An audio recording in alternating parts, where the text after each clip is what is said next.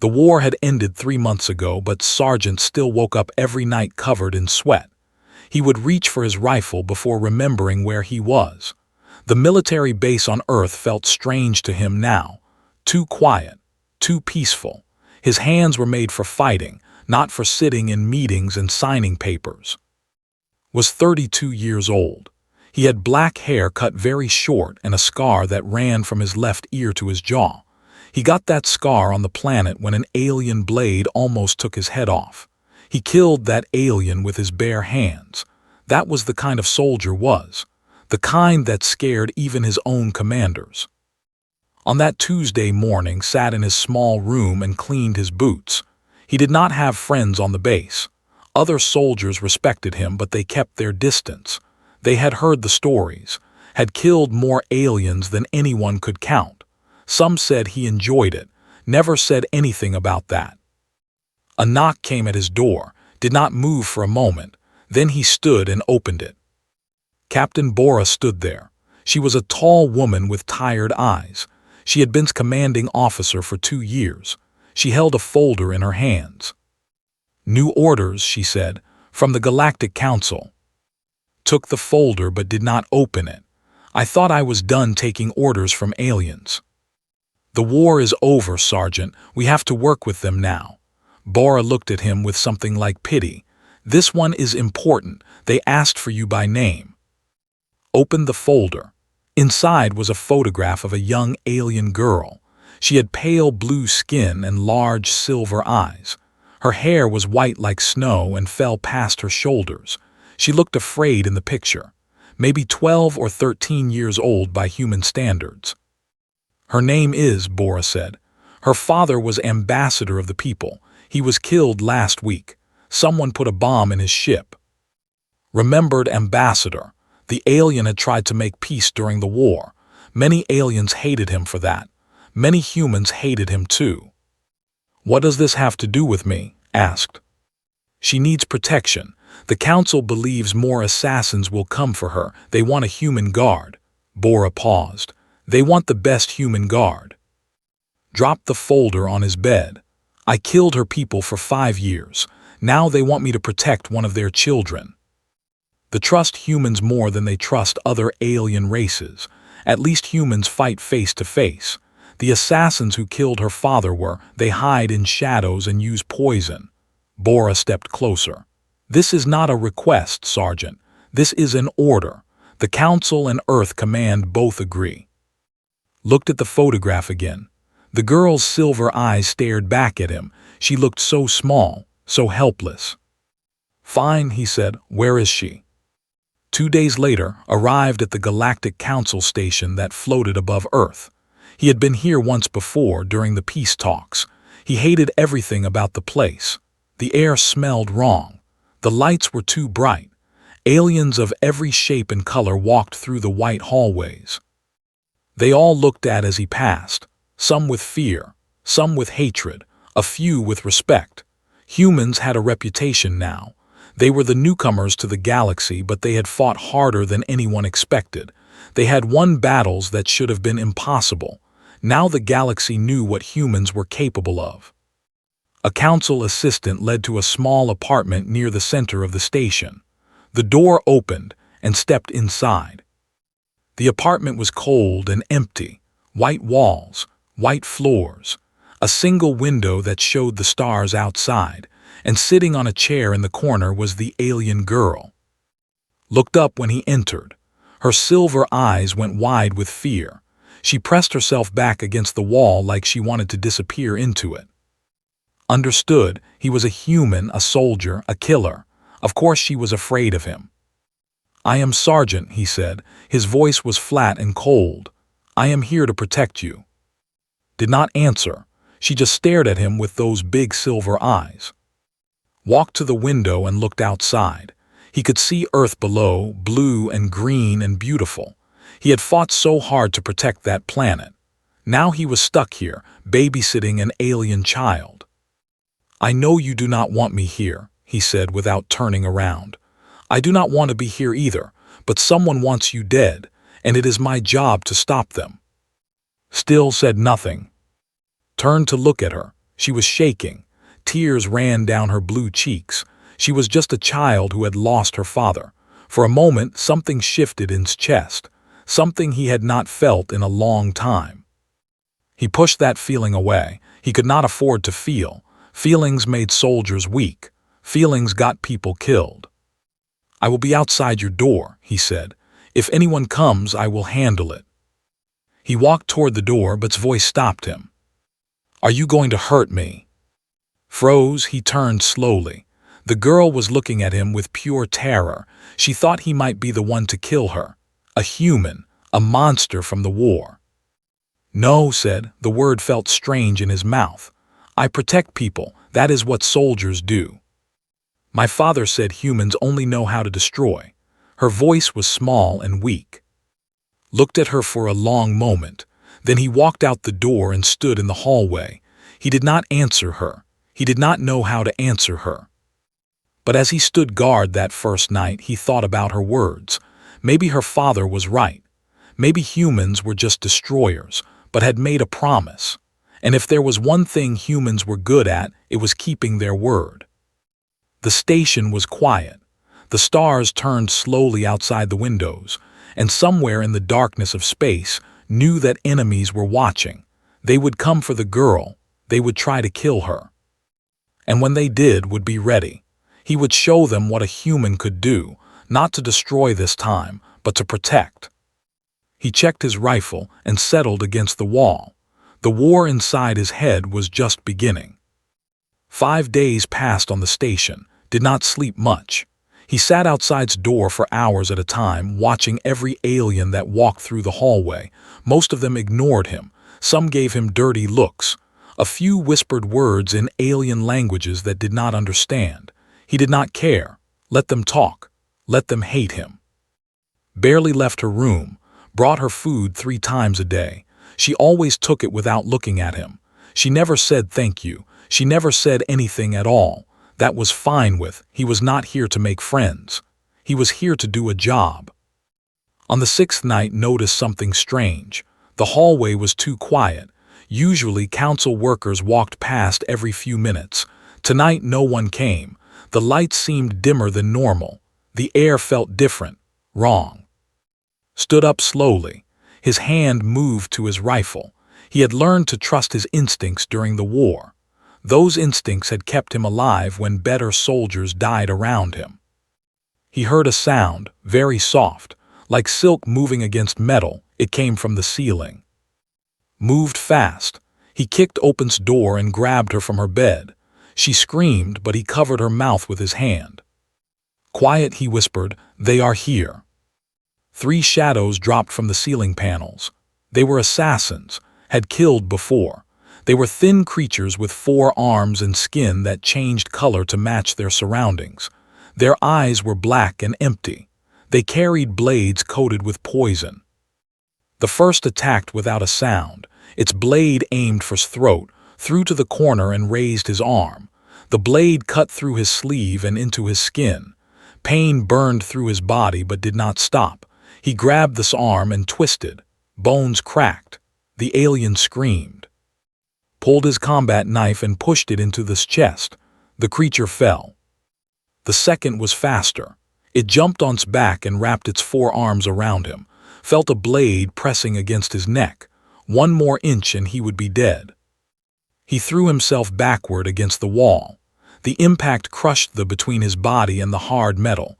Its grip weakened for just a moment. Reached back, grabbed its head and pulled. The alien flew over his shoulder and hit the ground. Before it could stand, stomped on its throat. 2 down, 1 left. The third did not attack. It ran straight for. The girl screamed and tried to run, but there was nowhere to go. The alien raised its blade. Pulled his pistol and fired. The shot hit in the back. It stumbled but did not fall. These creatures were hard to kill. Fired again. And again. The third shot went through the alien's head. It dropped to the ground, its blade falling just inches from his feet. The whole fight took less than 30 seconds. Stood there breathing hard. Blood ran down his arm from the poisoned blade. The wound burned like fire. He would need medicine soon or the poison would spread. But first he looked at. The girl was pressed against the wall. Her silver eyes were wider than had ever seen. She was shaking so hard that her teeth made sounds. She looked at the 3 dead aliens on the ground. Then she looked at.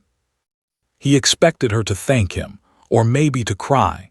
Instead, she looked at him with pure horror, like he was the monster here, like he was worse than the assassins who came to kill her. "You," she whispered, "you killed them so easily." "Wipe the blood from his knife. That is my job." "You did not even hesitate, you just killed them." Tears ran down her face. "How can you do that? How can any creature do that?" Did not answer. He walked to the door and checked the hallway. More would come. They always sent backup. He needed to move her somewhere safe.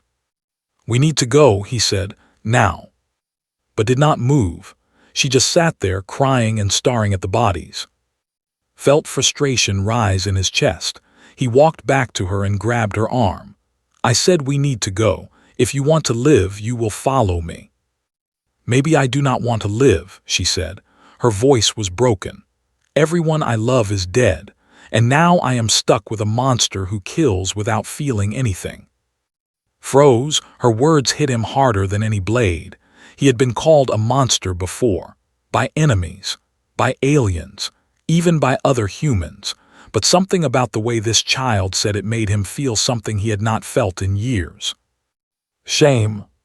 He let go of her arm. He stood there for a moment, not knowing what to say.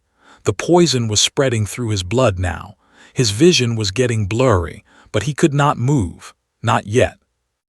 "I feel," he said quietly, "I feel everything, every life I take, every scream I hear. It stays with me forever." He looked down at his bloody hands.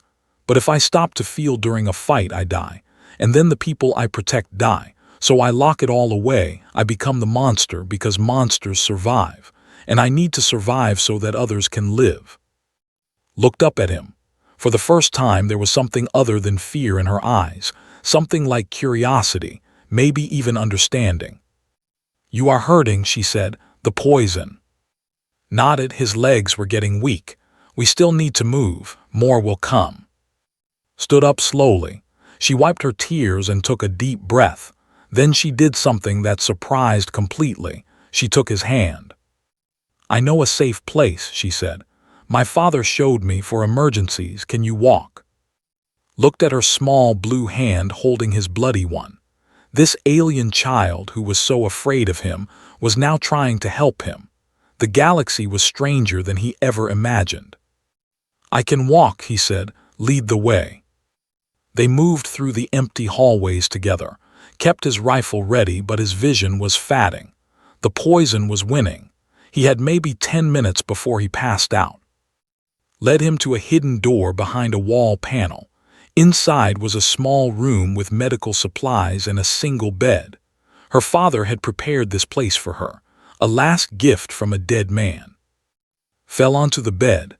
His whole body was on fire. He could barely keep his eyes open. "The green bottle," he said. "Inject it into my arm, it will slow the poison." Found the bottle with shaking hands. She had never used a needle before, but she pushed it into his arm anyway. She was scared, but she did it. Felt the medicine spread through his blood. The fire cooled. His breathing slowed. He was not going to die tonight. "Thank you," he whispered. It was the first time he had thanked anyone in years. Sat on the floor next to the bed. She was still crying softly, but she did not let go of his hand. "You saved my life," she said. "You are not a monster. Monsters do not save people." Closed his eyes. For the first time in a very long time, he almost smiled. "Maybe not," he said. "Maybe not." Outside the hidden room, the station was full of danger. More enemies would come. More battles would follow. But for now, in this small safe space, a human soldier and an alien child had found something unexpected. Trust. 3 weeks passed after the attack. The council moved into a new location on the station. This apartment was bigger and had better security. Guards stood at every entrance, but knew that guards meant nothing against assassins. He was still the only real protection had. His arm healed slowly. The poison had left scars that would never fade, but had many scars. A few more did not matter. What surprised him was how things changed between him and the girl. At first, still kept her distance. She stayed in her room most of the day. She read books on her tablet and looked out the window at the stars. But slowly, very slowly, she started to come out. It started with small things. She would sit in the main room while cleaned his weapons. She would not talk, but she would watch him. Then one day, she asked him a question. "Why do you clean your rifle so much? It already looks clean." Did not look up from his work. A dirty weapon can fail at the wrong moment. Cleaning it keeps me alive. Was quiet for a moment, then she asked another question. "Did the war teach you that?" "Yes." "What else did the war teach you?" Finally looked at her. She was sitting on the floor with her legs crossed. Her silver eyes were curious now, not afraid. He thought about her question for a long time. "The war taught me that death comes fast," he said. "It does not care if you are ready. It does not care if you are good or bad, so you must always be prepared. You must always be strong." Nodded slowly. "My father said something like that. He said the universe does not care about us. We have to care about each other." Put down his rifle. "Your father was a wise man." "He was." Tears formed in his eyes, but she did not cry. "I miss him so much." Did not know what to say. He was not good with words. He was not good with feelings. But he remembered something his own mother used to tell him long ago. "Missing someone means they mattered," he said. "The pain you feel is proof that you loved them. That is not a bad thing." Looked at him with surprise. "That is a kind thing to say. I did not think you knew kind words." Almost smiled, "Almost, I know a few." After that day, talked to him more. She asked about Earth. She asked about human food and human music and human families. Answered as best he could. He told her about the mountains of Korea where he grew up. He told her about his mother who made soup every Sunday. He told her about the first time he saw the ocean. He did not tell her about the war, not the bad parts, but somehow she asked anyway. "Did you have family during the war?" she asked one evening. They were eating dinner together. It had become their routine. Stopped eating. His hands tightened around his fork. This was the question he never wanted to answer. "I had a sister," he said quietly. "Her name was." Noticed the past tense. Her face fell. What happened to her? For a long time did not speak. The memories crashed over him like waves. Had been only 20 years old, bright and full of life. She was not a soldier. She was a teacher at a school near their home. She wanted to help children learn. She wanted to make the world better. But the war did not care about her dreams. "The bombed our city," said. His voice was barely above a whisper. "I was fighting on a different planet. I could not protect her. By the time I came home, there was nothing left." His face went pale. My people killed your sister." Looked at her. He saw the guilt in her eyes, the shame. She was carrying the weight of her entire race on her small shoulders. "Your people did not kill her," he said.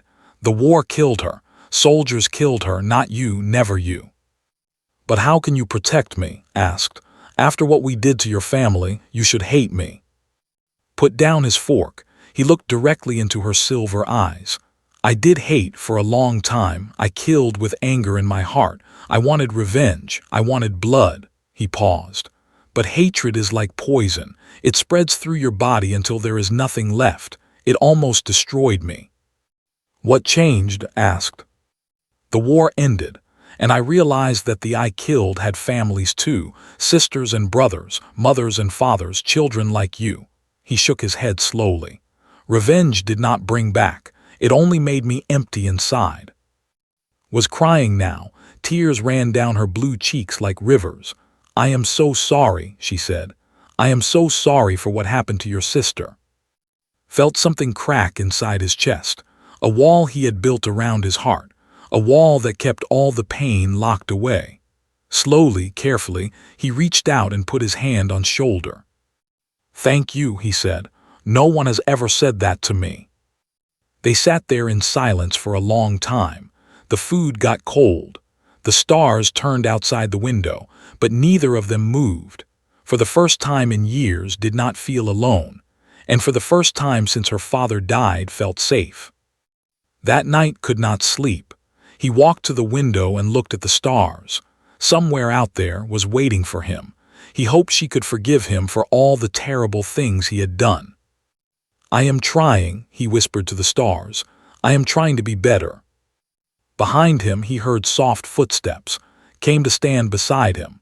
She was wearing a sleeping robe and her white hair was messy. "Could not sleep?" she asked. "Bad dreams?" Nodded. "Me too." They stood together by the window, watching the universe turn. Neither of them spoke. They did not need to. They understood each other now. Two broken souls finding comfort in the darkness. Said finally, "Will you teach me to be strong like you?" Looked down at her, this small alien girl who had lost everything. She was not asking to learn how to fight. She was asking to learn how to survive. "Yes," he said, "I will teach you." Smiled for the first time since met her. It was a small smile, but it was real, and in that moment made a silent promise, not just to protect her body, but to protect her heart, to make sure the darkness of the universe did not take away her light. He had failed to save his sister, but he would not fail again. From that night on, they were no longer just a soldier and his assignment. They were family. 2 months had passed since first arrived on the station. The days fell into a comfortable pattern. In the mornings would train, not to fight but to think, how to watch for danger, how to find exits in any room, how to stay calm when fear tried to take control. Was a good student, she learned fast, she asked smart questions, and every day she grew a little bit stronger. In the afternoons they would talk, about everything and nothing, told her stories about Earth, about the cherry blossoms in spring and the snow in winter, about the street food his mother used to buy him after school, told him about her home planet, about the singing trees and the purple oceans, about festivals where her people danced under 3 moons.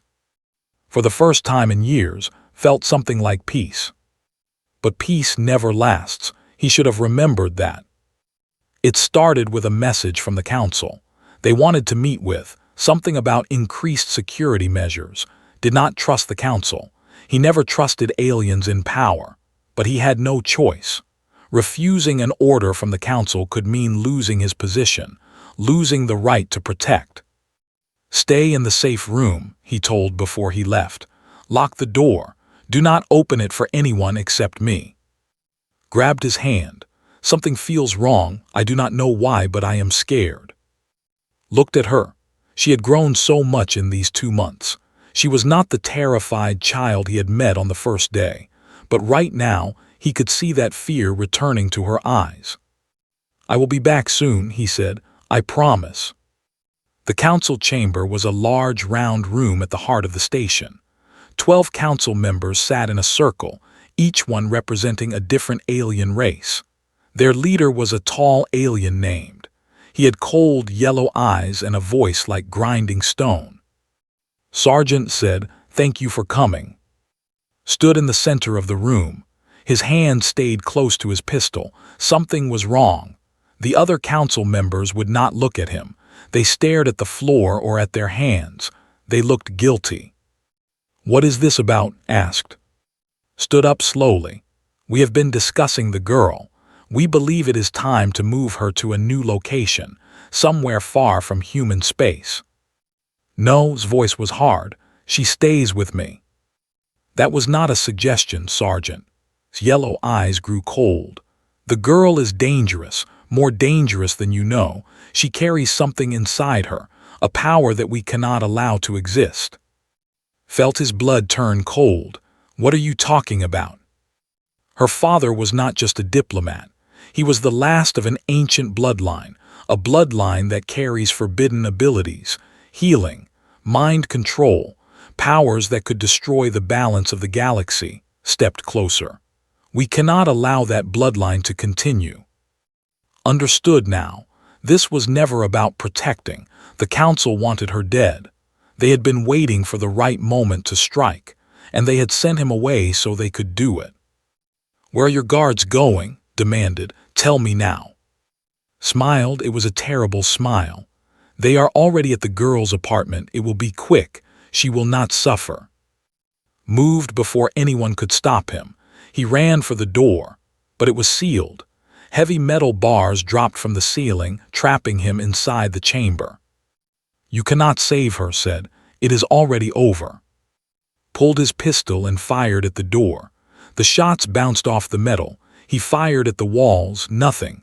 He was trapped like an animal. Then the guards came out of the shadows, 20 of them, all armed, all pointing weapons at. "Kill him," ordered. "He has served his purpose." Did not hesitate. He charged at the guards with pure rage. He killed the first one with a shot to the head. The second one died when broke his neck. The third one stabbed in the shoulder but killed him anyway. Blood flew everywhere. Screams filled the room. But there were too many. A blade cut into his leg. A bullet hit his side. Fell to one knee, still fighting, still killing. But he was losing. The room was spinning. His body was failing. He had promised to protect her. He had promised to come back. And now he was going to die here, surrounded by enemies, while assassins killed the only person who mattered to him. "I am sorry," he whispered. "I am sorry." Then the doors exploded. Not opened, exploded. The heavy metal doors flew across the room like toys, and standing in the doorway but she was different. Her silver eyes glowed with white light. Her white hair floated around her like she was underwater. Energy crackled around her body like lightning. "Get away from him," she said. Her voice was not her own. It echoed through the room like thunder. The guards turned their weapons toward her. They fired, but the bullets stopped in the air. They hung there like frozen rain. Then they fell harmlessly to the ground. Raised her hand.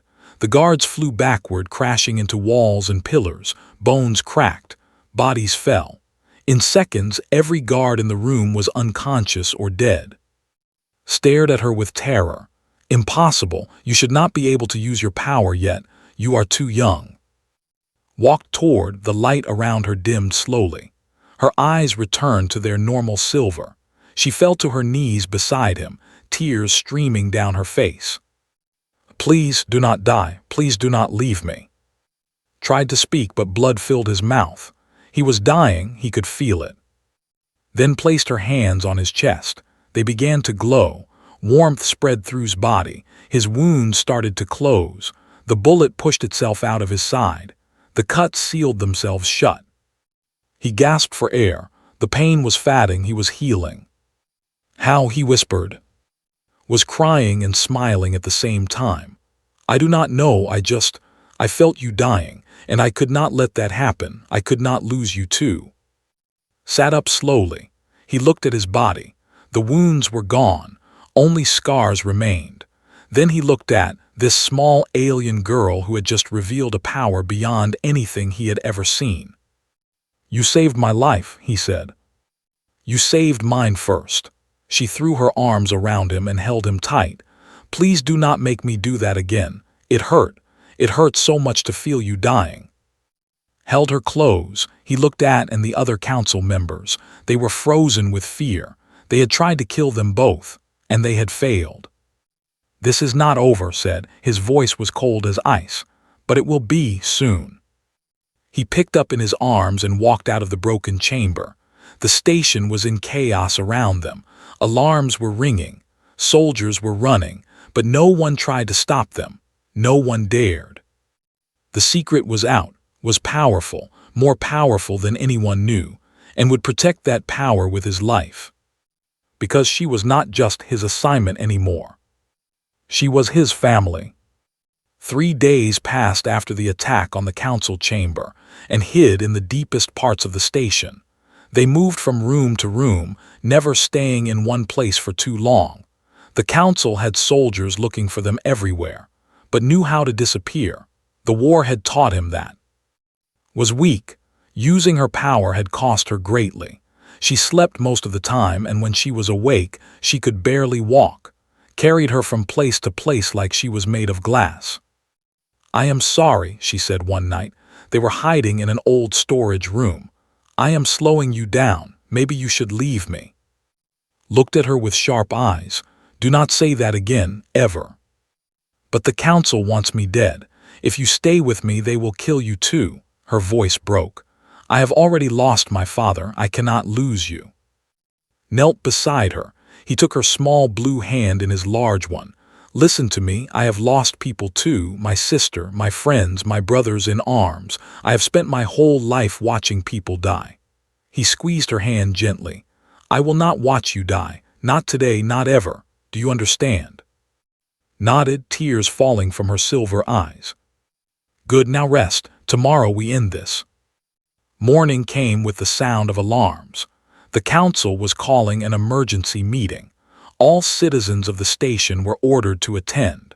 They claimed to have important news about the security of the galaxy. Knew what this really meant. The council wanted to find them. They would use the crowd to spot them. But had a different plan. He helped stand and wrapped her in a dark cloak.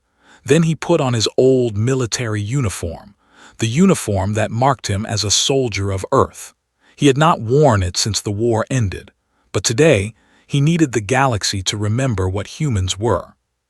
"What are you doing?" asked. "I am done hiding," said. "It is time they learn who they are dealing with." They walked through the crowded hallways of the station. Thousands of aliens were moving toward the central plaza.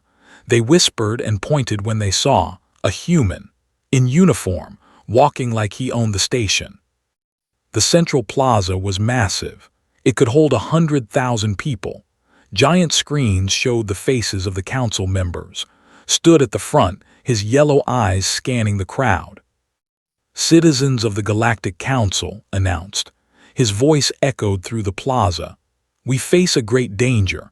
A girl named carries a forbidden power, a power that could destroy us all. We must find her. We must stop her, for the safety of the galaxy."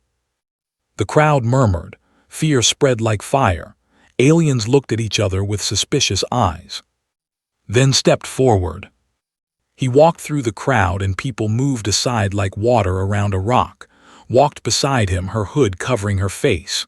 Soldiers saw them and raised their weapons, but something made them hesitate. Something in the way he walked, the way he looked at them, like death itself had come to the plaza. "Stop them," shouted. "Kill them now." But the soldiers did not move. His eyes swept across them, and they saw something they recognized. The look of a warrior who had nothing left to lose. The look of a man who would take 100 of them down before he fell. Reached the front of the plaza. He stood before the council, before the entire galaxy. Then he removed his hood. She stood there, small and tired and afraid, but she did not hide. She looked at the crowd with her silver eyes. She looked at the council. She looked at the soldiers. "This is the monster you fear," said. His voice carried across the plaza. "A child, a little girl who has lost everything, who watched her father die, who only wants to live in peace." Stepped forward. "You do not understand, human. Her power is beyond anything. She could control minds. She could destroy planets. We cannot take that risk." "She saved my life," said. "When your soldiers tried to kill me, she healed my wounds. She could have destroyed everyone in that room, but she only stopped them. She did not kill, not like you, not like your assassins who murdered her father." Gasps ran through the crowd. People looked at the council members with new eyes. "Yes," continued. "The council sent the assassins. They killed Ambassador because they feared what his daughter might become. They did not care about justice. They cared about control." "Lies," shouted. "He is lying." Reached into his pocket and pulled out a small device, a recording chip he had found in the council chamber during the attack. He pressed a button, and his voice echoed through the plaza. "Kill the girl, kill the human. They have served their purpose." The plaza went silent. Every eye turned to His face went pale. "This is who leads you," said. "Murderers, cowards. They hide behind laws and speeches while they kill children in the shadows." He looked at the crowd. "Humanity did not join this galaxy to follow leaders like this. We fought in the war. We bled. We died. And now you ask us to stand by while you murder an innocent girl." He stepped closer too. The alien stepped back with fear in his yellow eyes. "Hear me now, Council. Hear me, Galaxy. This girl is under the protection of humanity. Any hand raised against her is a hand raised against Earth. Any attack on her is an act of war." His voice dropped low and dangerous. "You saw what humans could do when we were fighting for survival. You do not want to see what we can do when we are fighting for family." The plaza was completely silent. No one dared to breathe. Then slowly something amazing happened. The soldiers lowered their weapons, one by one. They dropped them to the ground and stepped back. They refused to fight. Other aliens in the crowd began to clap, then more. The sound grew louder and louder until it was like thunder. They were cheering, not for the council, for the human who stood up against power and won. Looked around with wild eyes. His support was gone. His soldiers had abandoned him. The crowd was against him. "This is not over, human," he hissed. "Yes, it is." Grabbed by the throat and lifted him off the ground. The alien struggled, but's grip was like iron. "You have one chance. Step down, all of you. Let the people choose new leaders, or I will finish what started in that chamber."